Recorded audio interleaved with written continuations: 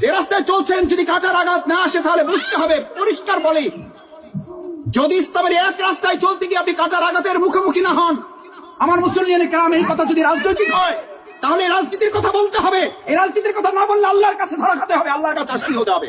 আমাকে আপনি ইমামতি করতে দেন না দেন কিচ্ছু যায় আসে না, আপনি আমাকে বক্তৃতা করতে দেন না দেন কিচ্ছু যায় আসে না। এখন ইমাম সাহেব যদি আমার পাঞ্জাবি ধরে টানে আর বলে, মাসুদ ভাই আপনি বক্তৃতা করার পর তো আমার ইমামতি নাই, আপনি পাঞ্জাবি টানবেন নিচ থেকে আর আমি উপরের দিকে তাকিয়ে বলবো আপনি তো নিচ থেকে পাঞ্জাবি টানেন, আর উপর থেকে আল্লাহর আসমানি আযাব আমার জন্য অপেক্ষা করছে যদি সত্য কথাটা আমি বলতে না পারি। আল্লাহ রাসূলকে কোরআন নাযিল করে বলে দেওয়া হলো ফাসদা বিমা তুমারু ওয়ারিদ আনিল মুশরিকিন। আমি এই জন্য বলেছিলাম মাইক দরকার নেই, আমার কথা এরকম দুই চারটা আশেপাশে বাড়ি শুনতে পাবে আলহামদুলিল্লাহ। কেন? এটা আমার জন্য না, এটা ইবাদত। এই চিৎকার করে যে কথা বলছি এটা ইবাদত। জালিমের রাষ্ট্রে, মুশরিকদের রাষ্ট্রে, কুফরের রাষ্ট্রে, ফাসিকদের রাষ্ট্রে আল্লাহর কসম করে বলি, যদি এখন এখানে ডিবি পুলিশ, এসপি পুলিশ, এখানে ডিজিএফআই, এনএসআই, এসবি, গোয়েন্দা সংস্থার সমস্ত অস্ত্রশস্ত্র সজ্জিত হয়ে যায় ঈদগাহ মাঠ, সমস্ত সন্ত্রাসীদের ভারী অস্ত্র নিয়ে যদি আমাদেরকে ঘাও করে ফেলে, আল্লাহর কসম এই রোজাদারদের সেই চরিত্র থাকতে হবে।